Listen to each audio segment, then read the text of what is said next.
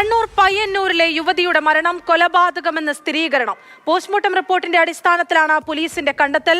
അനിലയെ കൊലപ്പെടുത്തി സുഹൃത്ത് സുദർശന പ്രസാദ് ജീവനൊടുക്കിയെന്നാണ് പോലീസിന്റെ നിഗമനമുള്ളത്.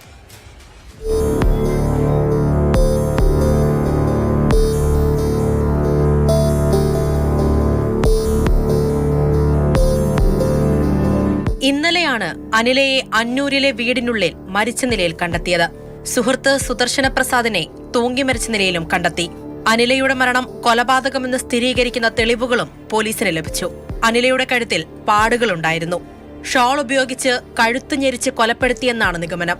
പോസ്റ്റ്മോർട്ടം റിപ്പോർട്ടിന്റെ അടിസ്ഥാനത്തിലാണ് പോലീസ് കണ്ടെത്തൽ. കൂടുതൽ അന്വേഷണം നടത്തിവരികയാണെന്ന് പോലീസ് അറിയിച്ചു. പയ്യന്നൂർ ഡിവൈഎസ്പിയുടെ നേതൃത്വത്തിലാണ് അന്വേഷണം. അനിലയുടേത് കൊലപാതകമാണെന്നും കൂടുതൽ പേർക്ക് സംഭവത്തിൽ പങ്കുണ്ടെന്നും സഹോദരൻ ആരോപിച്ചിരുന്നു. അപ്പോൾ ഇത് ചെയ്തത് ഒരു വ്യക്തിയല്ല, ഇതിനിടയിൽ പിന്നെ അവന്റെ സഹായത്തിൽ ആരോ 2-3 പേര് ഇതിനടക്കുണ്ടായിട്ടുണ്ട്.